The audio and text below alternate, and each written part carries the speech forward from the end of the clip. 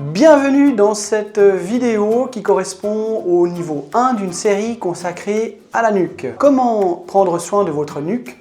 Comment prévenir différents problèmes liés à votre nuque? C'est très simple, il y a un moyen de savoir si vos gestes sont corrects ou non.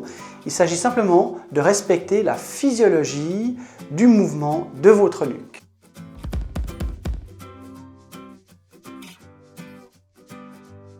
Qu'est-ce que nous savons à propos de cette physiologie du mouvement? Après une évolution d'environ 3 millions d'années dans le genre Homo, donc de l'espèce humaine, nous avons développé un lien cerveau, regard, main qui nous permet en fait d'utiliser notre main comme un outil et notre regard et notre cerveau comme l'utilisation de notre outil.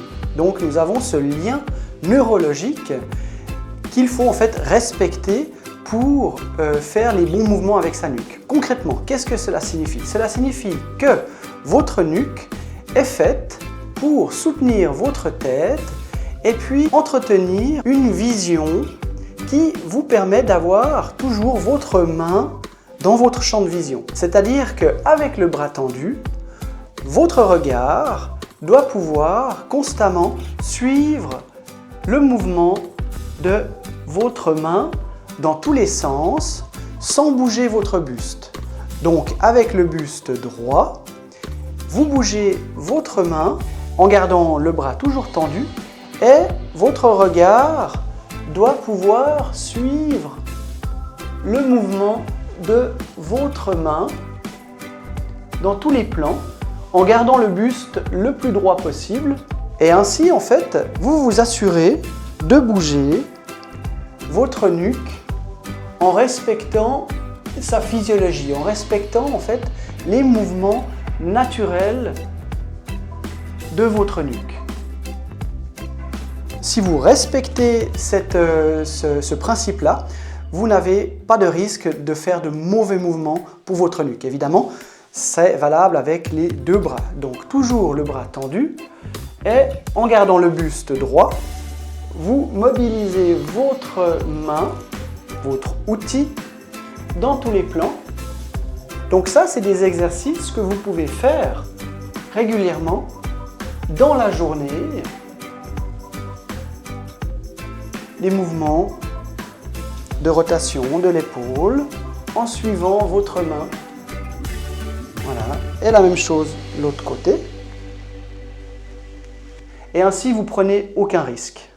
Évidemment, vous pouvez varier, après vous pouvez faire des mouvements comme ça, dessiner des choses dans l'air. En respectant en fait la physiologie du mouvement main, regard, cerveau, vous ne risquez pas de blesser votre nuque. Alors peut-être que les plus attentifs ont remarqué que en faisant ces différents mouvements, il y a un mouvement de la tête que nous ne faisons pas. Il s'agit en fait de l'inclinaison. Donc le fait de rapprocher une oreille de l'épaule. Il n'y a pas de souci, c'est aussi un mouvement physiologique, c'est aussi un mouvement naturel. Donc vous pouvez simplement rajouter ce mouvement d'inclinaison latérale, gauche-droite, gentiment, sans précipitation et sans relever les épaules. Les épaules, elles restent bien basses et le tronc aussi reste fixe. Donc, il ne faut pas faire ça. D'accord? Ni ça. Ok? Et ainsi, vous avez fait des mobilisations de la tête, vous avez entraîné votre nuque à se mobiliser dans tous les plans, en respectant sa physiologie, sans prendre le risque de vous blesser.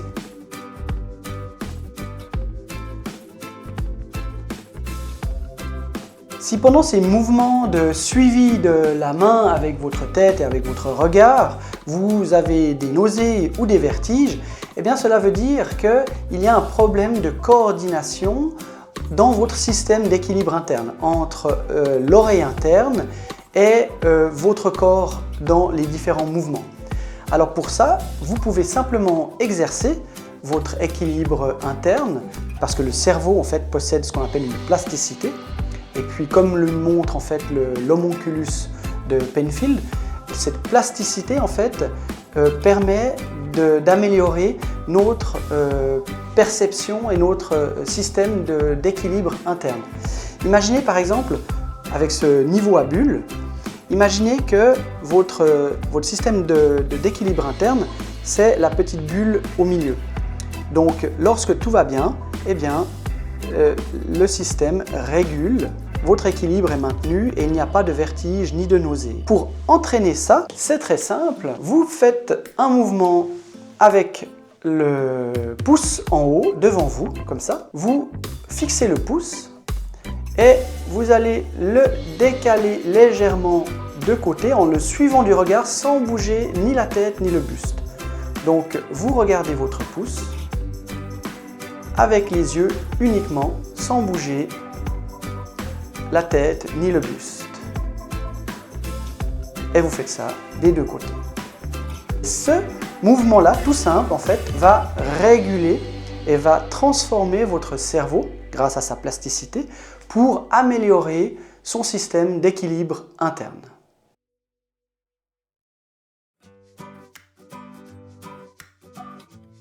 Les mouvements à ne surtout pas faire, les mouvements de rupture. Par exemple, le coup de tortue, donc comme ça, qu'on appelle aussi la position du vautour sur l'ordinateur, la position de la tête en avant. Et cette position-là est une rupture totale avec les mouvements naturels et physiologiques de la nuque. Pourquoi? Parce qu'en fait, si vous projetez le menton vers l'avant pour mieux voir par exemple votre main ou un écran, cela va écraser les vertèbres cervicales supérieures et ça étire excessivement les muscles de la base du crâne. Donc ce mouvement-là est à proscrire, que ce soit en exercice, ne faites jamais ce genre d'exercice, ou alors si vous êtes dans une position de travail où vous êtes souvent comme ça, essayez de redresser la tête, de vous grandir. Le deuxième mouvement, la deuxième chose à ne pas faire, donc parmi les mouvements de rupture, il s'agit de bloquer sa respiration. Ne partez pas en mode apnée. Il est toujours très important d'inspirer confortablement et d'expirer confortablement. Si vous bloquez votre respiration, en fait, bloquer sa respiration lors d'un mouvement de précision de la main, d'utilisation de sa main comme un outil, eh bien, la conséquence là, sera de créer en fait une tension réflexe dans les trapèzes et ça va verrouiller votre nuque. Troisième mouvement de rupture à ne surtout pas faire, et c'est peut-être le plus important, j'entends encore des fois des gens qui font ce mouvement-là. Donc il s'agit d'un mouvement d'inclinaison et de rotation en même temps. Ce mouvement, ne le faites plus jamais.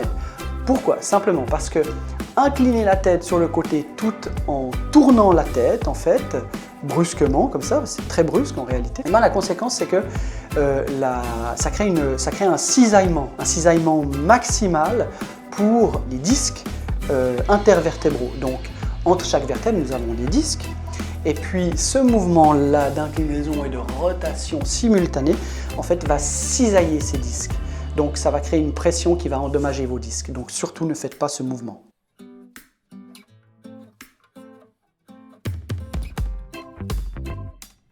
À présent, les mouvements à faire, les mouvements à privilégier pendant tous ces exercices liés à votre nuque, eh bien, ce qu'on appelle, on va dire, les mouvements de fluidité. Contrairement aux mouvements de rupture, les mouvements de fluidité sont à privilégier. Par exemple, l'autograndissement. Contrairement à ce mouvement de tortue que nous avons vu dans les mouvements à ne pas faire, eh bien, vous allez grandir. Ça veut dire que vous allez, au contraire de mettre la tête en avant, vous allez la mettre en arrière.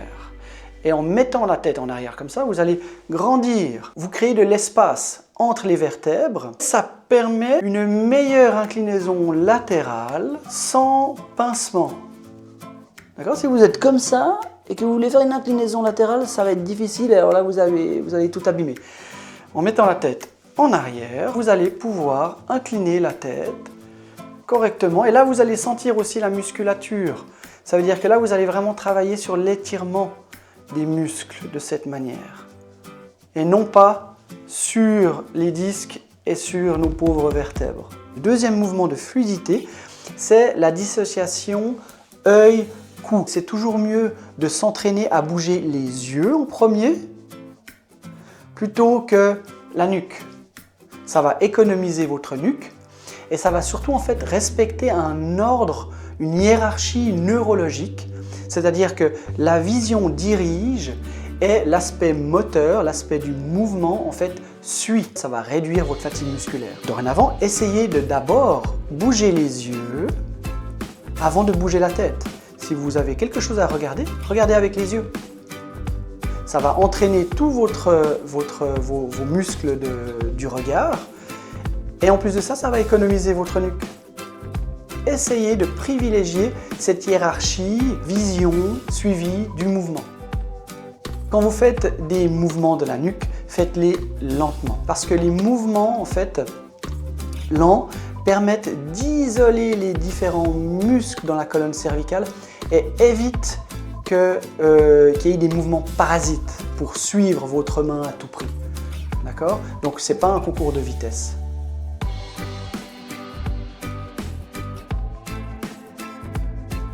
Et voilà pour tous ces mouvements et tous ces principes naturels physiologiques à respecter pour votre nuque. Comme d'habitude, donc sur Totum, on privilégie la répétition des mouvements et des exercices durant la journée. Quelques minutes suffisent. Accordez-vous des micro-séances, des petits exercices flash durant la journée que vous pouvez répéter. C'est ainsi en fait que vous allez respecter le principe millénaire, multimillénaire du développement de votre physiologie et favoriser votre santé.